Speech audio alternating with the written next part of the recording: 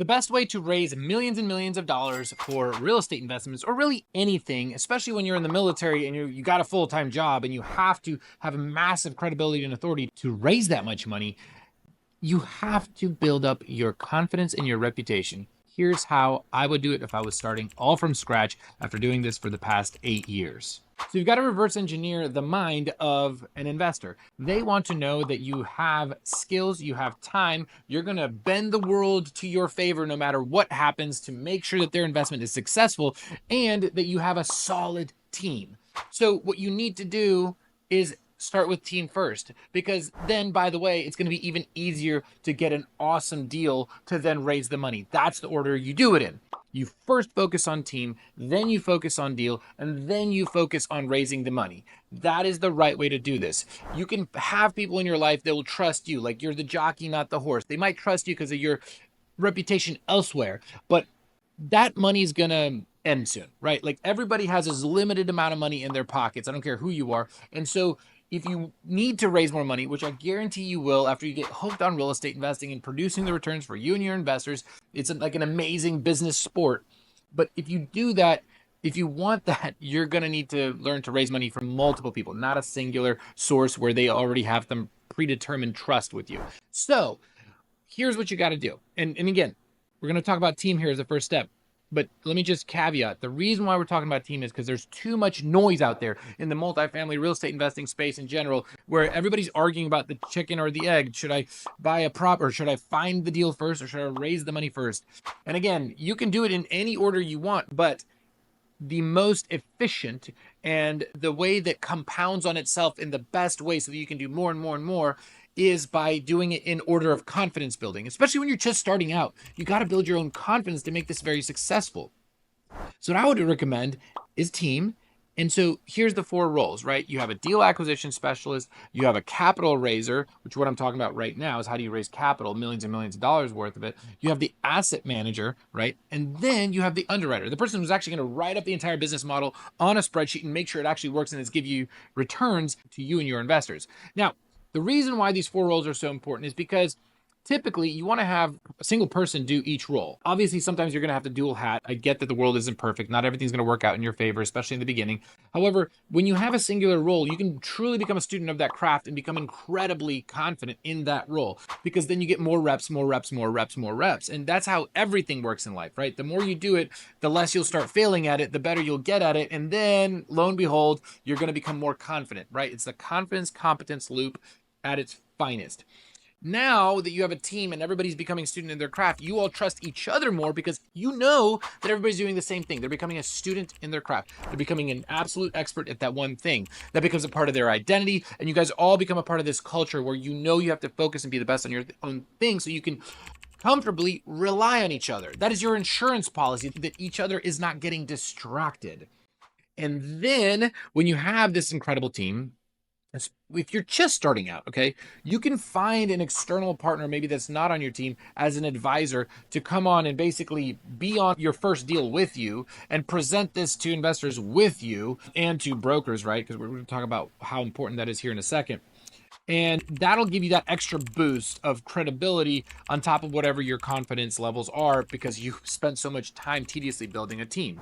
Now, obviously, this goes without saying, you can't build a team without everybody like understanding the subject matter. Like you have to have gone through some education already, but I assume that that is all understood. And we have an incredible way of building teams at ADPI, at Active Duty Passive Income, right? Our military real estate investing education community, where we basically go through a framework of the education and team building in small cohorts of between 12 and 16 people, where you end up building teams together within your own cohort and within our mastermind, so that then you can put in deals before the end of the 13-week cohort. If you're interested in that, there's going to be a link in the bottom as usual. Now, moving on to deals. When you have this awesome team, you're able to write up a nice pitch deck. You're able to have the right people in the right seats. And this is what a seller is going to be looking for. So when you go to a seller or to a broker who's selling for a seller, they're going to want to see that you're varsity, that you're an A-class player, and that your team is an A-class player, and that even if you're just starting out, that you have experience elsewhere that makes you, capable in managing and projecting and of what's going to happen in the future,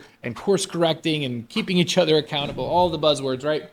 And that you maybe have an advisor if you're really just starting out. And so Coming to a broker, like this, a seller of real estate for a seller, or to a seller directly, the number one most important thing for them is, of course, the price, but also the confidence of it selling. It's a tiresome process, and it costs money to sell a property, especially a large one. And if a seller is in a pinch time-wise, maybe it's not because they need the money at that moment, but because they see something happening in the market and they want to catch a wave before it happens, they are going to care more that you close so much in the price, because they know that there's a difference between price and cost. Price is what you literally pay right now, and cost is what it's going to cost you over the long term. If the process takes 3 months versus 6 months versus 9 months, which one would you prefer? Obviously the 3-month process of selling the property.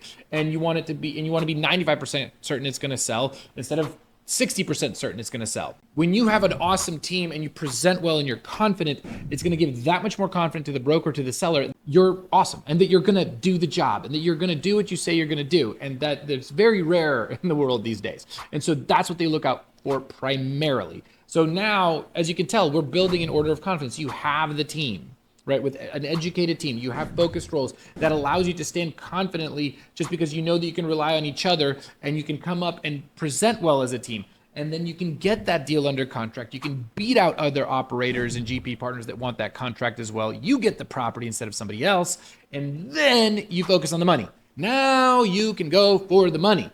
With money, gosh, it's almost a cheat code doing it in this order. If you have a team and you have an awesome deal and you know how to present it well, because you confidently practice, and you have the team to kind of go back and forth on, your deal acquisition specialist on your team will be the one sourcing these and proudly presenting you. It's so important to be able to stand on top of a rooftop and beat your chest and say, hey, like for example, for ADPI, our education is awesome. I make no bones about it. We know that, our education changes lives, and we are very open about that. This is our business. We're not a nonprofit. This is what we do all day, every day, and that we proudly sell our group coaching, and we have an education subscription because we know it works. So similarly here, you want to be able to stand at the top of a mountain and let people know, hey, our team is awesome, and we got this deal, and it's going to be awesome. It pencils out great. We have a great underwriter, and we had, that's all he does outside of maybe that person has a day job. And then you have a fighting chance with these investors. And then you focus on one, you get one. And then that starts a domino effect. That gives you more confidence, right? Now you're even more pumped, and it gives other potential investors more confidence. And you'll start having a domino effect happening. Now, will it work out perfectly? Especially first time, no. But this is what sets you up for the most probability of success. And then what's so important about that, and I teach this all the time, is that first domino, that first property is the most important, because you're not going to be able to keep moving on if you keep failing. You're going to burn out. Sam Altman talks about this all the time, right? The CEO of OpenAI. Burnout happens because you fail too much. And yes, failure is a part of learning and getting better. But if you found something that you love and you want to be passionate about it and you know you're good at it, then make sure that the first one you knock out of the park, or at least do your best to ensure that you win on that first one, because that's what's going to set everything else in motion.